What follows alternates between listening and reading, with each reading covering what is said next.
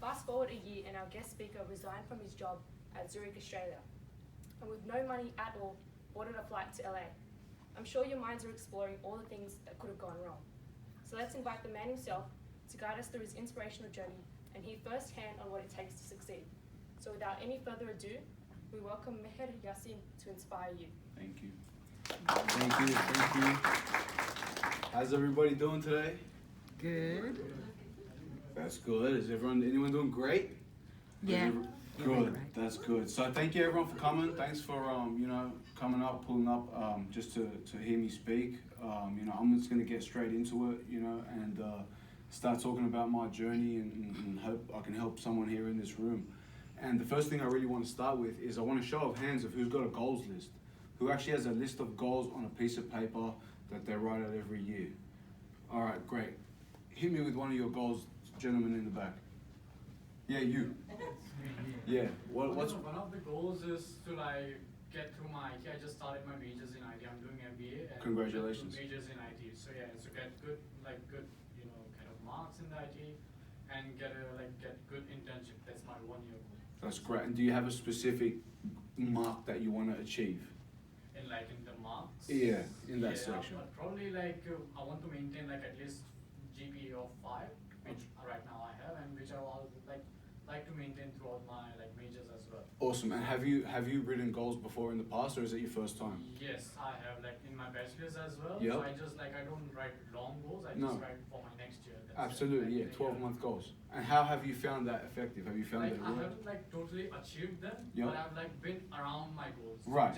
Which is actually good. There's this rule of 10x. If you want to achieve 1 million, go for 10 million. Awesome. And that's exactly really the point of the goals list, and it's just to shoot for something that you may or may not get. But if you didn't write that down on that piece of paper, you wouldn't have had that in your mind, and you wouldn't have strived as hard. And so for me personally, I started to write my first goals list in 2015. And I really said, okay, what do I want to do from here? Where do I want to go?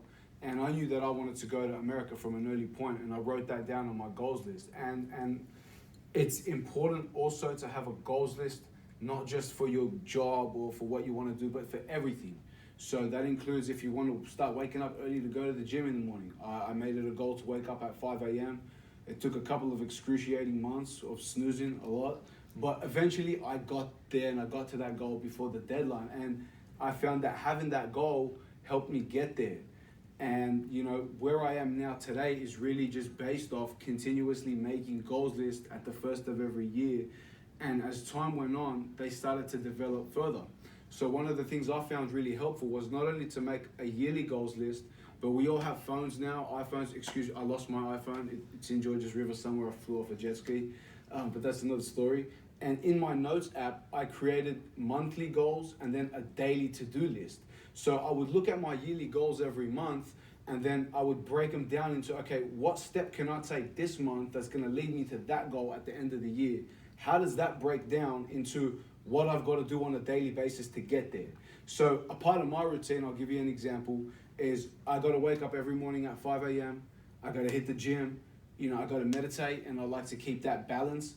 And so that adds to my yearly goal, which is stay fit and maintain a body fat of less than 10%. That's my yearly goal all around, and that's how I break it down into daily goals. And I found that if we start this early, then where we can be in 5, it's a long-term game, right? So a lot of people in our generation, everyone's playing a short-term game, but life's a really long-term game.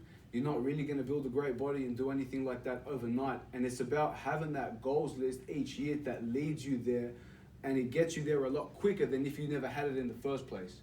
Because how do you know where you want to go if you haven't written it down? Many people, that I've seen and I know, they start roles and they may want to get to another role, but they don't necessarily know exactly how to get there. And the purpose of breaking it down is it helps you get there. You could build a strategy really behind it once you have it written down. So that's just a couple of things that I wanted to kick it off with. And another thing that I found was a key actually in just being happy and being positive, and I'm pretty sure that should be everybody's goals list, is I started to write a gratitude list. And that came about because once upon a time in 2015. I wasn't living at home. All I had with me was whatever I had earned in life, which was very little after just graduating. And I was living in this little room. And I looked around me and I said, okay, you know, this is what I have materialistically, but let me like think about how much I actually have. And I really thought about it, and I thought, you know, I've got my mom, my sister, you know, I've got my family, my friends who helped me. I remember I had a friend who dropped off a bar of soap once. And I had my martial arts instructor who really taught me a lot of discipline. And it just so happened that I formulated this list. And it was just a list of everything I really had and what I was grateful for that most people take for granted. You know, if you could walk and you could speak, that's something you should be grateful for. And if you really break down a day and go back to those basics, it helps you get through a tough day really easily. Because what's the worst that can really happen? If you're still able to walk and you can still taste and feel and touch and do all of these amazing things that we so often take for granted. So I actually did that, and then I made it a habit on the 1st of January every year to just write up a new gratitude list and a new list of goals for that year.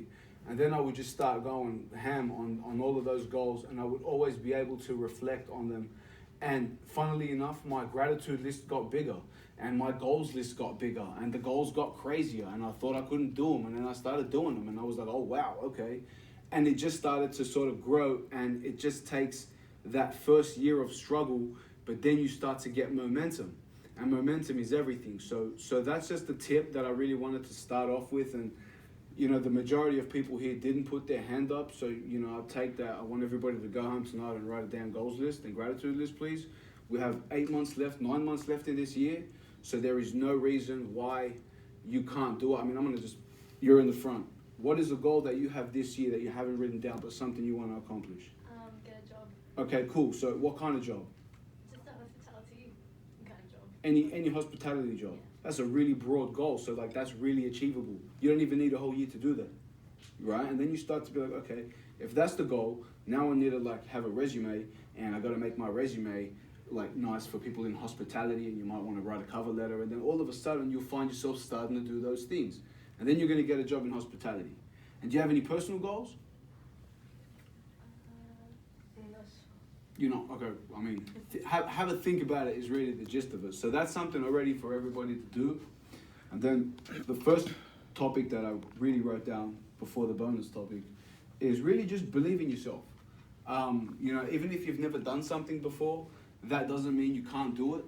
I think that too many of us, we write ourselves off and we tell ourselves that we can't do something before we've even given it a crack. And, you know, that is just a habit that we get that forms really maybe from society, from people around us. Sometimes even your parents, they tell you you can't do something. Not you, Mom, I love you. Thanks. Cool. My mom's here, everybody in the front. But that is something that, you know, if you break that habit and if you just believe in yourself and you give it a shot, you're more than likely to succeed. And I'll give you an example. This is the first time I've spoken here, but I just figured, all right, I may have something of value to someone. Let me just give it a shot. Even if it's a total failure, no one came, at least I showed up to the event. So that was a key part of my journey. Before I left here, I didn't have a plan B. So I was leaving, I was boarding the one-way flight to LA, and everybody asked me, and they called me crazy, and they said, you know, what happens if you don't make it, and all of this sort of stuff. And I really just said, you know, I believe that I can do it. Like, I believed in myself, I had a feeling within myself, and I didn't want to listen to everybody, you know, because if you listen to everybody, you're not going to get further than anybody, right? Put it that way. So I really just had to take that risk on my own and learn. And, you know, I really thought, what's the worst that can happen, right? I'm going to end up back right here anyway, so I may as well, but I will learn something from that failure. And that's another, you know, key part of really believing in yourself, because you got to understand that you've never done something before, so you've got to be okay with failing. Failing's not bad. You learn a lot of things along the way. I have failed many times in life. You know, before this happened and before I made it, I actually graduated in 2014, and I flew to LA. So what happened initially was I went to college there.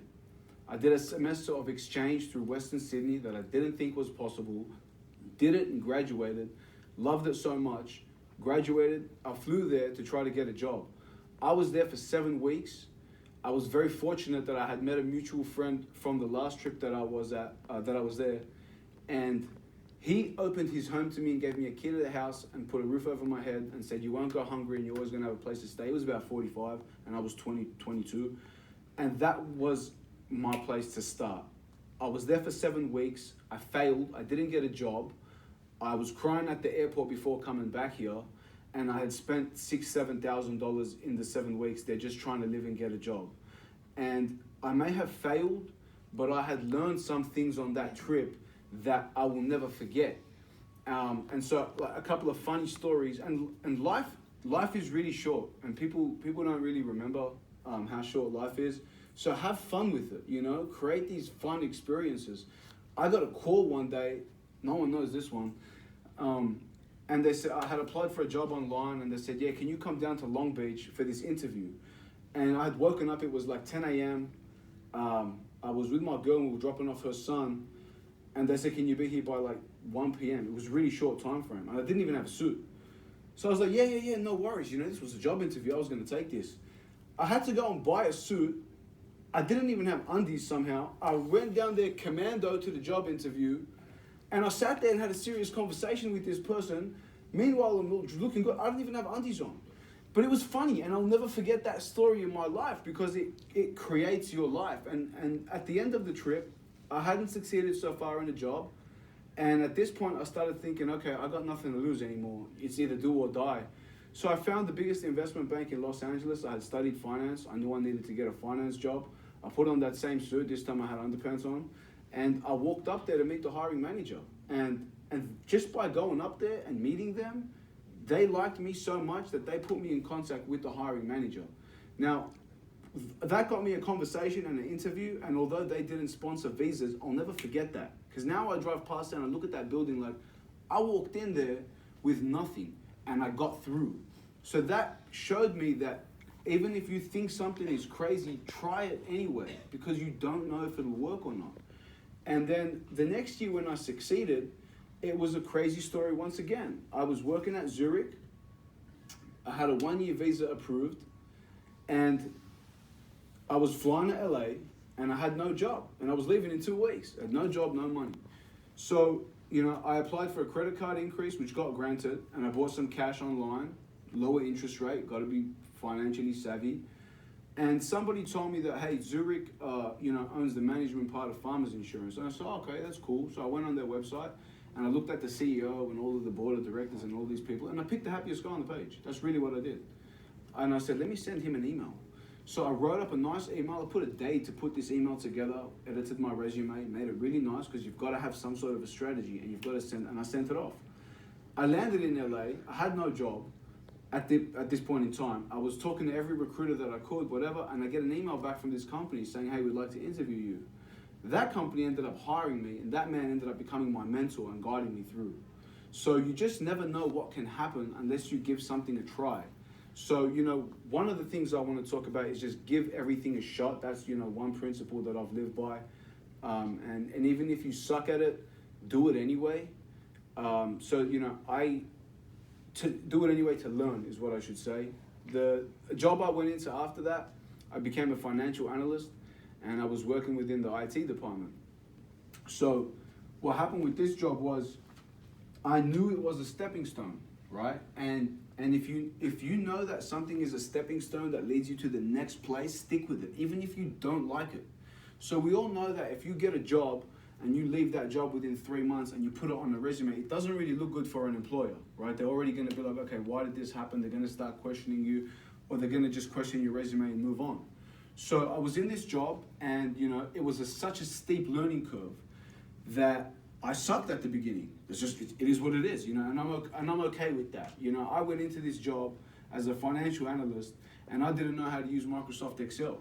That's really what happened. I taught myself how to use Excel on YouTube, and then at the interview they said, you know, are you good? And I said, look, I'm teaching myself Excel on YouTube, so they saw that I was, you know, taking initiative, and they hired me. But the learning curve was steep, and it was difficult, but I knew that I had to do that job for at least 1.5 to 2 years to learn those skills in depth in order to get me to the next place.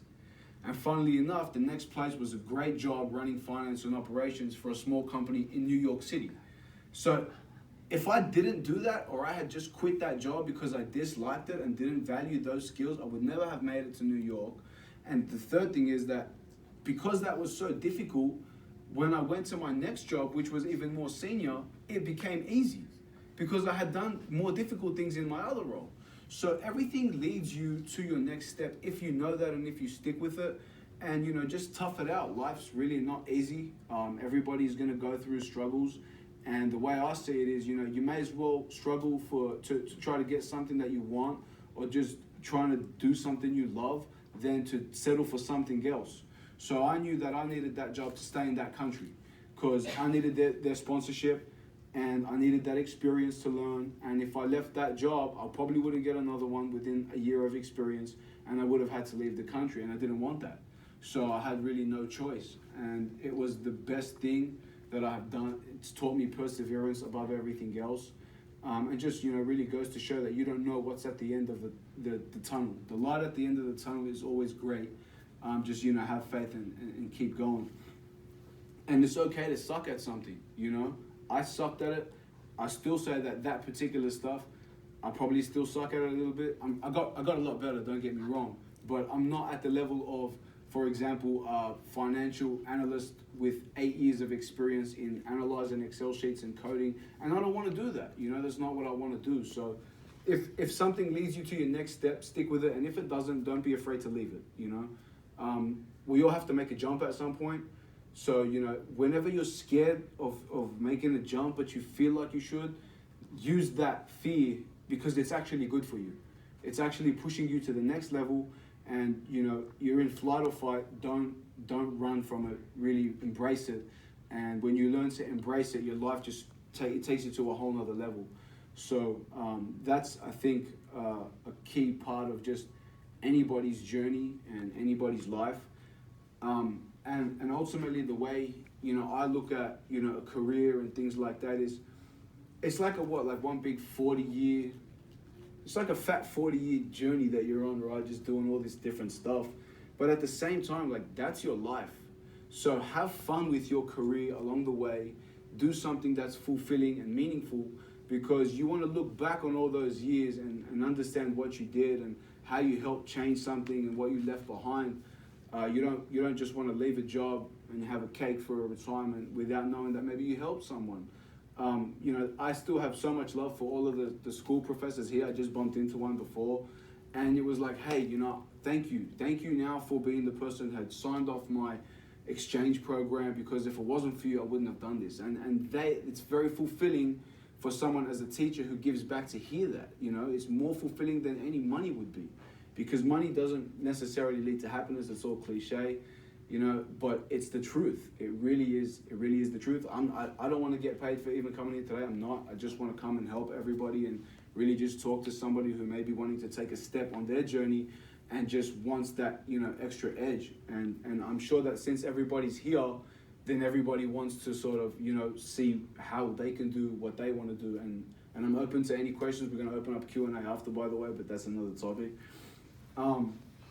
And speaking of exchange and traveling, I just found out about the new Colombo plan.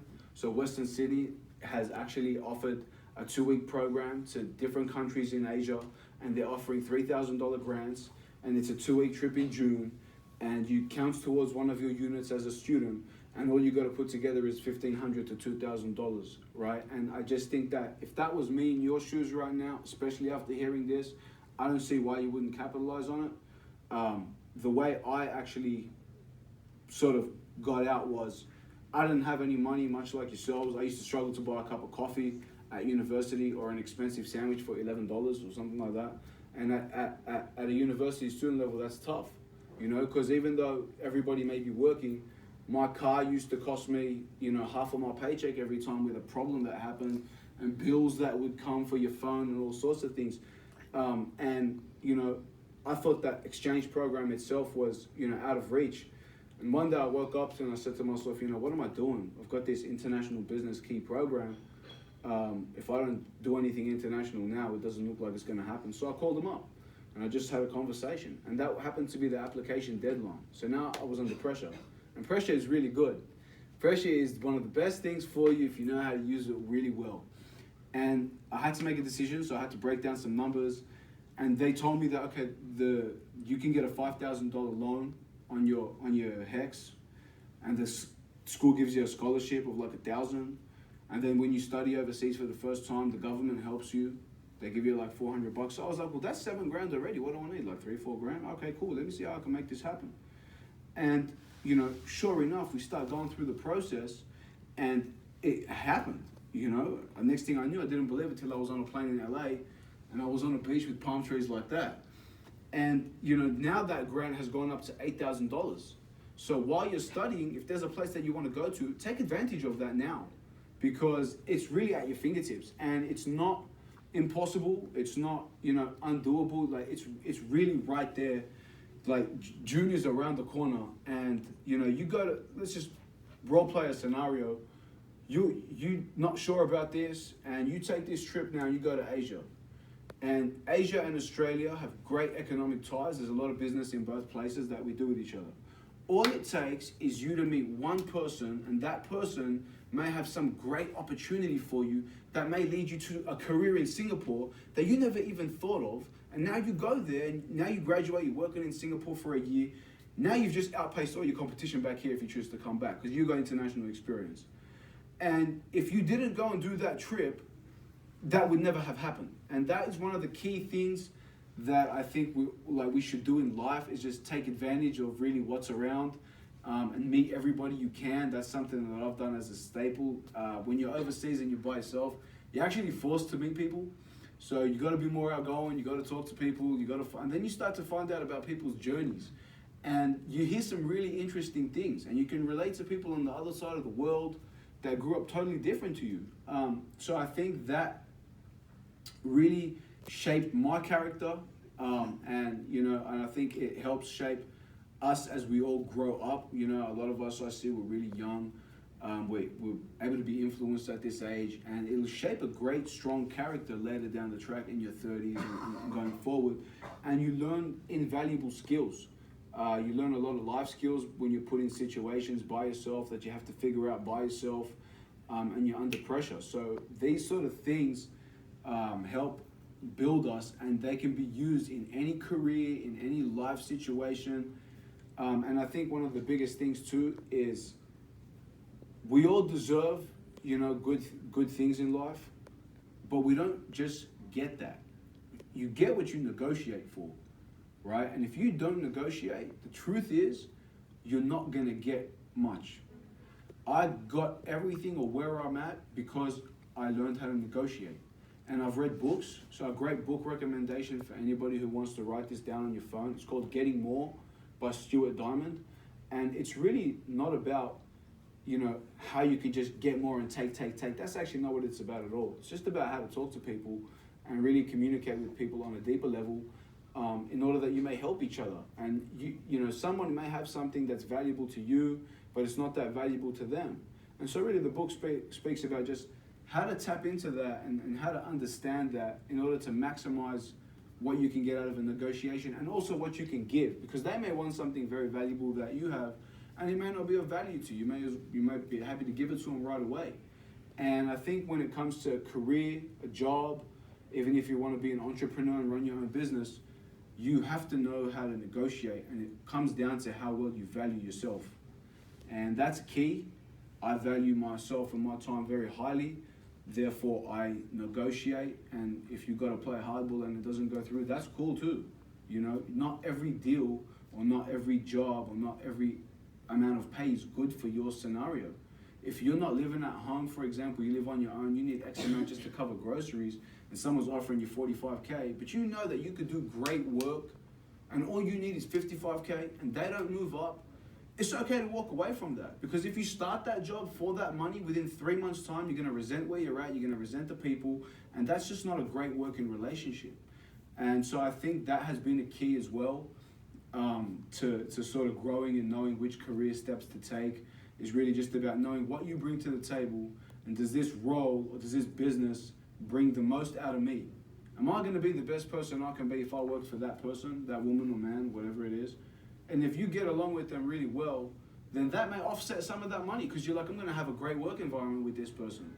So you just have to learn, how to analyze these situations, as you graduate and go into different jobs. And I think these are invaluable skills. And I think the Australian economy itself gives way for a lot of go-getters as well. I read in the newspaper today that the pay rises are not going to go up, or the average is 2.3%. The news may tell you that, but I know people that didn't apply to.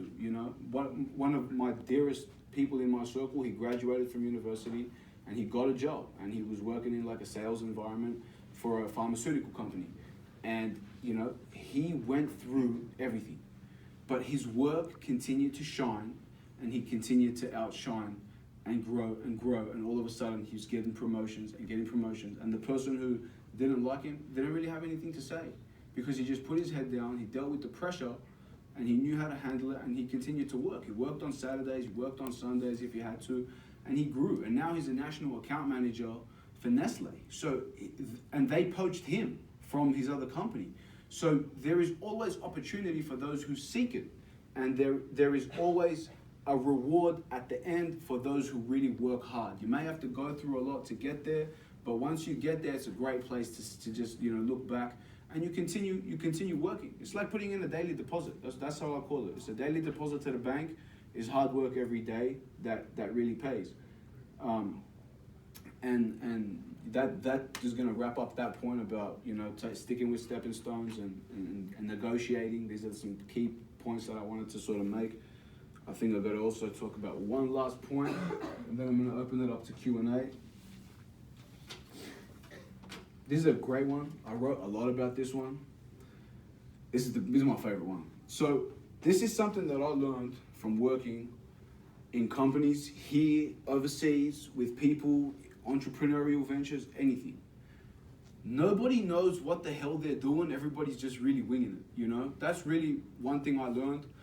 I think the higher you go in seniority in a job one day, there's no training manual, You have to just learn on the go. People promote you or hire you because they like you, right? They think you've got potential, and it's up to you to decipher really, like, is that promotion gonna play to my strengths as well as this job?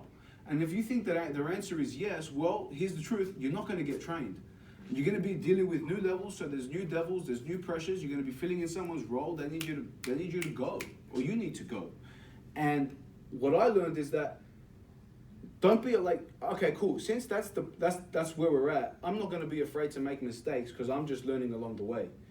And I think one of the key things that someone taught me in my last company at Farmers, he was one of the managers there. He said, ask why. And I really thought about it, and I thought, okay. And he told me this too. When you continue to ask why, people are afraid to ask why because it shows that you don't know. But if you continue to ask why, you're gonna find out what that person doesn't know. And at that point right there is your opportunity to excel. Because if I ask my manager why, and more often than not, you're gonna hear this at some point, some stage in your life, in your career, well, that's just how it is here, or that's just the way it works here. That's not the answer. That's just where their knowledge is limited. So there is nothing wrong with finding out the answer. And if you have to go to their boss to find out the answer, or even that person's boss, go and do so. Because all you're doing is your job, and all you're doing is trying to do your job better. So no one's going to look at you in a bad way, besides the person who doesn't know the answer. And it's okay to challenge, your manager or your higher ups, as long as you do it strategically and really politely. So, more often than not, what will happen is you will find out why, and then if you apply the principle of not doubting yourself and believing in yourself, and you come up with this idea that you think might be able to improve that process or do that better, well, go and do that. Because most likely you can improve that process. And I'll give you a real life example. In my role as a financial analyst, it took me a while to do so, but the workload was piling on. It was piling on, and I had to do all my tasks. And there was this deadline of like a 4-day turnaround for something I had to do. And it was the last day that it was due, and I had to work really late to get it done. I got it done. Always meet your deadlines, do all of that. But I started to question, why is that day the deadline? You know, like, where did this come from? So I asked the senior, and, you know, I found out that she had agreed to that deadline with a previous manager from the vendor who was requiring us to do the work. So we had a new manager for that vendor, and this task was now mine. So I was like, okay, cool. So since you're not doing it anymore, and that's a new person that I got a great relationship with, I'm gonna go and renegotiate this deadline and find out what I can do to give myself some more time. And then sure enough now, you've done something strategic. They may not like it, but they no longer have power. You have to know that about yourself. So I went and met with this person, and I didn't bring them to the meeting because it was my task now. They made that real clear. Sure, play the game. And I increased that deadline. I found out why they had that deadline, though it was. I figured out at what point I can get the work from them earlier, and I can give it back to them a day later, and I got myself 2 more days. Right? So that's just a real life example of how being strategic and sort of asking why to get to the bottom of something can get you somewhere further. So that's one of the things that I also wanted to touch base on. There's another point to that I'll talk about, and we'll wrap up.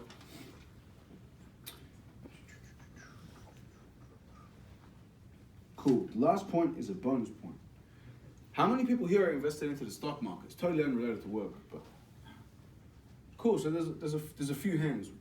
Why isn't anyone else like in the stock market or put money in stocks? My mom was sorry. Cash. No money right now. No money right now. All right, cool. I'm gonna help you. So this is what I learned. I read a book called The Richest Man in Babylon. If you haven't read that book, write it down. It's a great book. And one of the key principles that I took out of that book was learning to save 10% of your income every time you get paid. And here's the perspective around it. More often than not, we get paid, and if we want to buy ourselves a nice pair of shoes, right, we go and treat ourselves to that, or whatever it may be. But that's actually not benefiting you. You just paid Nike or Adidas or whoever it is. You got to pay yourself first for the work that you do. If I work hard for 2 weeks, now I want some of that money that I got paid. I want to keep that. So 10% is a great way to start, and having the mentality of paying yourself because you earned it and you deserve it is a great way to keep it in your pocket. And sure, it's going to be tough to do at first because you're not used to losing that amount of money, but you can, because I did it, and I had that same thought not long ago, 8 months ago. I said, man, I don't even have enough money right now to do that. All my money's gone. Then one day I read this book, and I was like, damn it, I'm going to stick to this. And with discipline, I stuck to it. If I had to use a credit card a little bit, sure, I did. But I saved that money.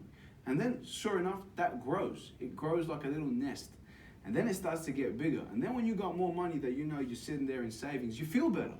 You feel better, you walk around more confident, you act different, and it helps. And then what you do with that 10%, right, is figure out a place to put it where, treat it like gold and like treasure, where you know you won't lose it. So what I did in order to do that was I looked at people that I look up to, like Tony Robbins, Jim Rohn, things like that. And Tony Robbins wrote some financial books, and I read his financial books. And here's a bonus for everybody. The S&P 500 is an index fund with the top 500 companies in the US. There's something here called iShares S&P 500. It's an index fund. In a 10-year period, on average, it compounds 10% interest. So I'm going to put that little nest and put it in there. Because even if the market crashes, I'm young enough to the point where I can afford it because the market's going to come back. And if you look at the history of it, it really goes up over time. Since the 1900s, regardless of how many crashes there's been, it's still at an all-time high even after 2008. So that was a great little way to start. It's like investing for dummies. You get into the stock market, you start saving your money. And when you invest 5 or 10% per paycheck, it's really not that much of a loss. After the first couple of months, you kind of sort of forget about it.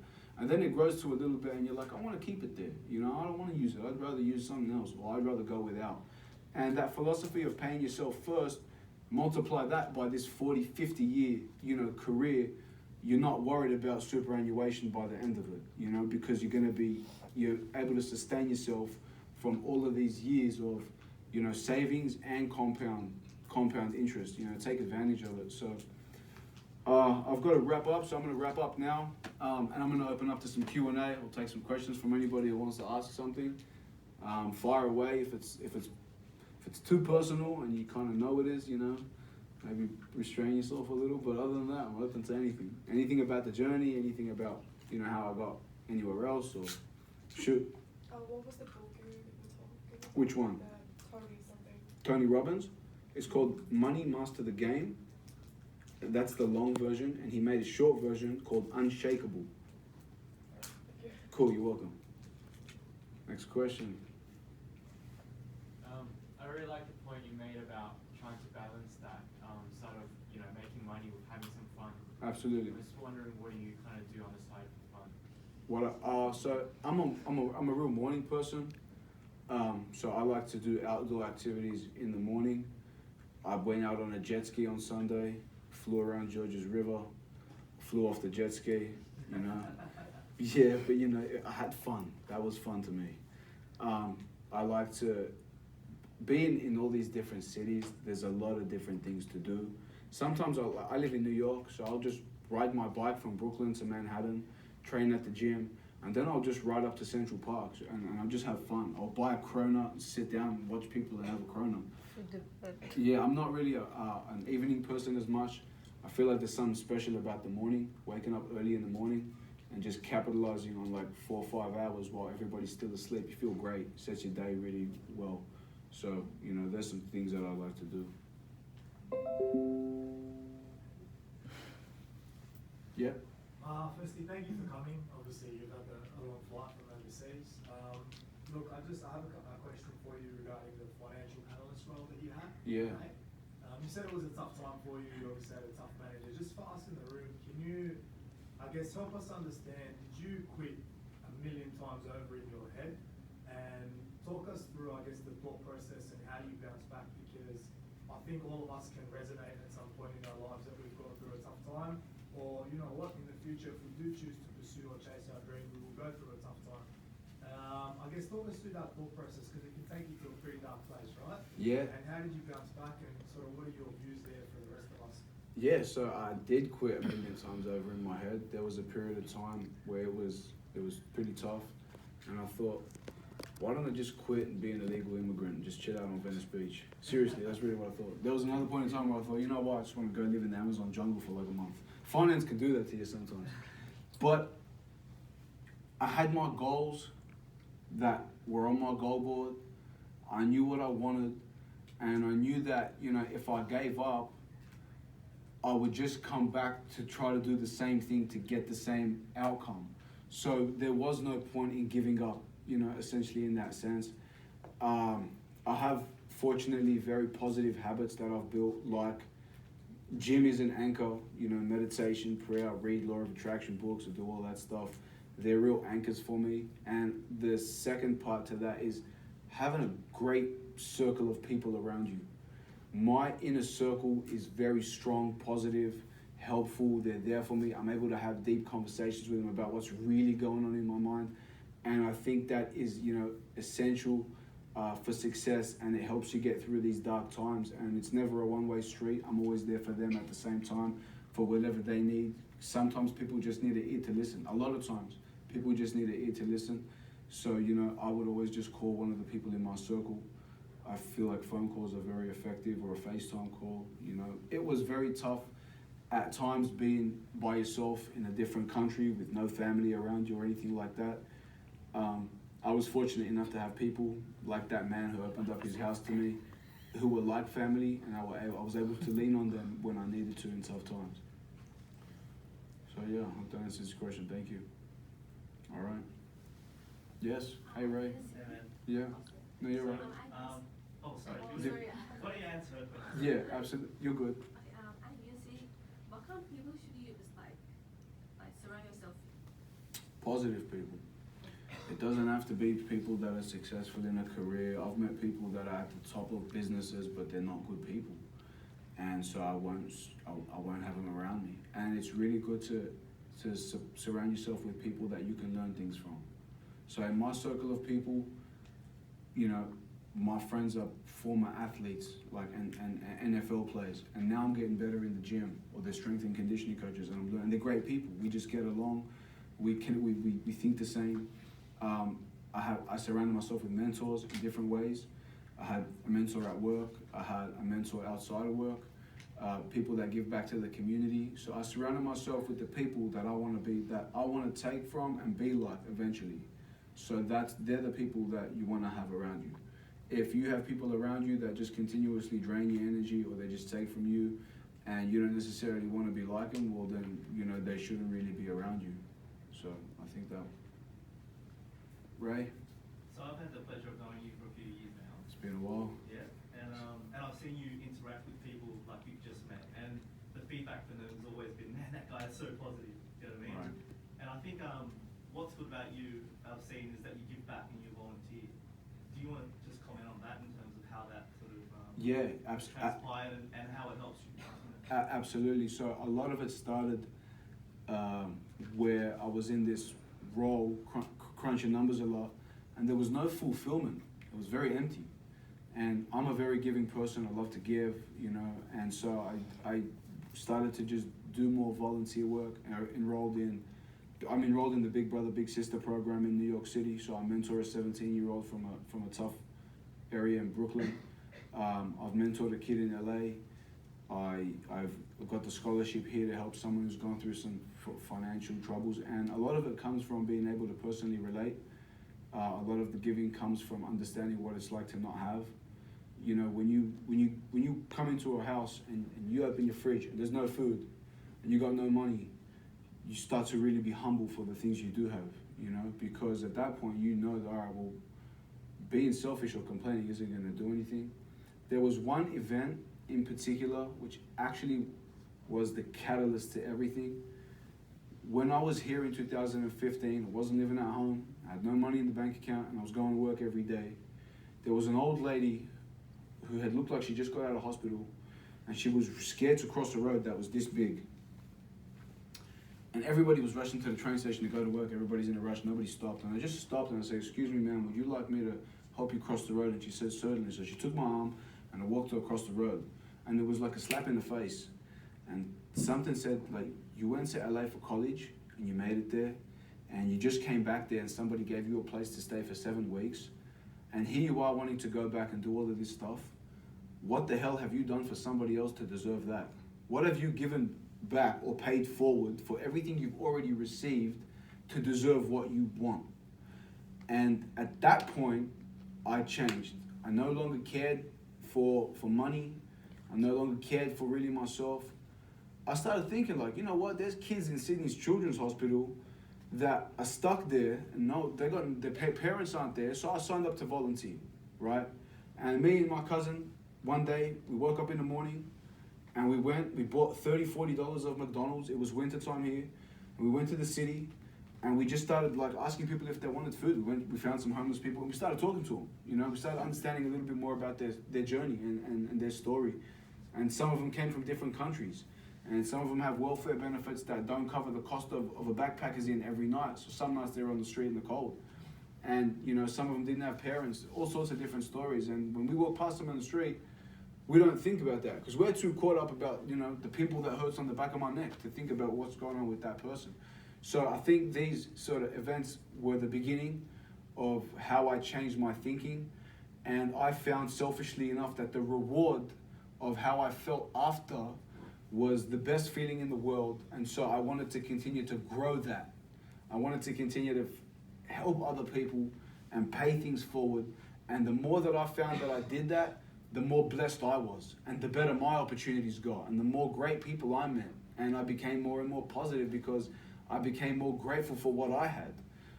So I think life's really just about perspective, and that's how I got there. Thank you. How you kids? Good? Oh man, I'll tell you later. How many?